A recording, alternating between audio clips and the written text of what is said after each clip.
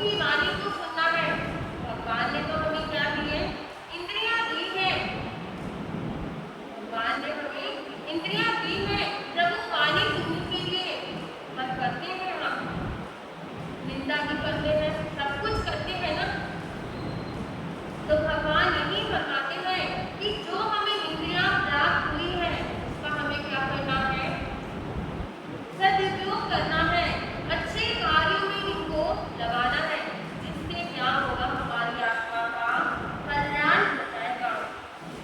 समग्र प्राणी जगत इंद्रियों के रूप में निवास करता है।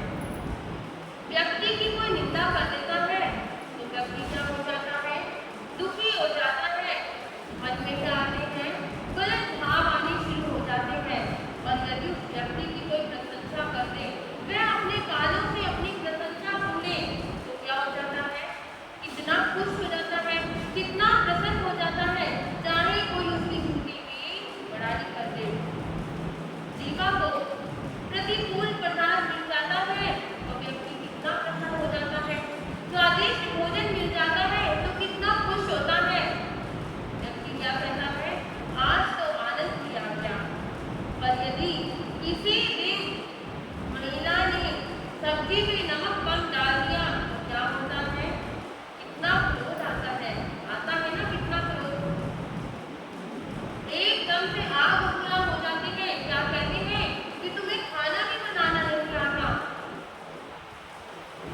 अगर एक दिन भोजन में नमक कम हो गया तो क्या फर्क पड़ेगा? कोई फर्क नहीं पड़ता। भगवान यही कहते हैं कि हर परिस्थिति में हमें क्या करना है? उस समय भी हमें क्या करना चाहिए? संभाव रखना चाहिए। संभाव रखने से भी हमारे कदमों की क्या होती है? निष्ठा होती है। संत की पहचान क्या है? संत की यही पहचान है कि चाहे अनुकूल पदार्थ मिल जाए या प्रतिकूल पदार्थ मिल जाए, वह कभी भी क्या नहीं होता? विचलित नहीं होता। वह हर परिस्थिति में संभाव रखता है। अब साधु जीवन है, कभी बारिश भी आती है, कभी धूप भी है, कभी सुख भी है, कभी दुख है। जीवन है ना, हर क्या आते हैं जीवन में? कष्ट भी आते हैं, सब कुछ आते हैं। अब भगवान महावीर स्वामी को देखो, कितने कष्ट, कितने उपसर्ग आए, तो कितना संभाव उनके जीवन में, कितना संभाव, कितनी शांति हम रखते हैं। थोड़ा सा भी यदि हमारे ऊपर दुख आ जाता है, कोई भी परेशानी आ जाती है या शरीर में कोई भी रोग आ जाता है तो क्या होते हैं? कितने विचलित हो जाती है, कितने परेशान हो जाते हैं। होते हैं ना, कितने परेशान हो जाते हैं। तो भगवान यही फरमाते हैं कि जो संत है, संत को क्या चाहिए?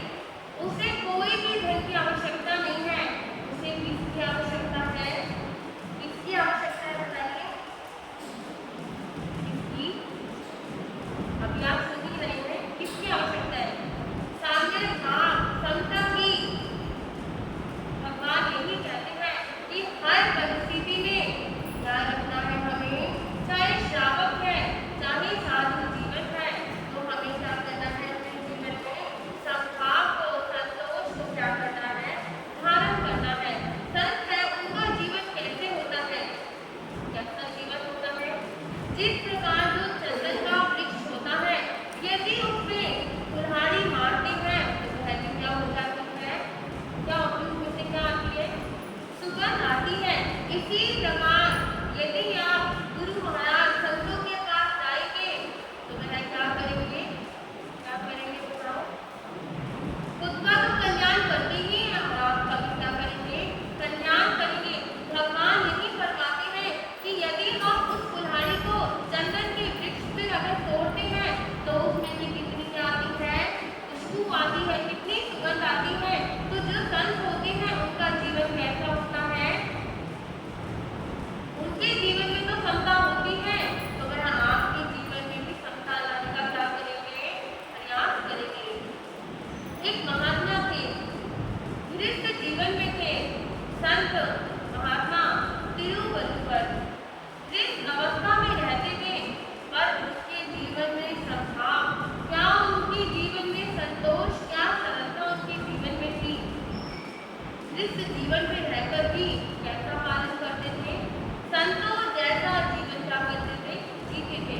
व्यक्ति सोचता है कि संत कैसे होते हैं, दीक्षा ले ली, वस्त्र बदल लिए तो क्या हो गए, संत बन गए।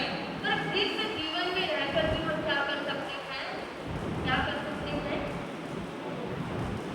हम गृहस्थ जीवन में रहकर भी उसका पालन कर सकते हैं। खाली वस्त्र बदल लेना ही दीक्षा नहीं होती, गृहस्थ में रहकर भी हम संतों जैसा जीवन जी सकते हैं। वह महात्मा इतने शांत स्वभाव के, छोटा सा परिवार और छोटा सा ही क्या करते थे, व्यापार किया करते थे। साड़ियों का व्यापार, थोड़ी बहुत साड़ियाँ ले आए, फुटपाथ पर रख ली, बस इतना गुजारा करते थे कि जितना मेरे घर का खर्चा चल जाए, बस 2 समय की रोटी का क्या होने वाला, गुजारा हो जाए। कोई ज्यादा लालच नहीं, कोई इच्छा नहीं, क्या था उनके मन में, कोई इच्छा नहीं थी, संतोष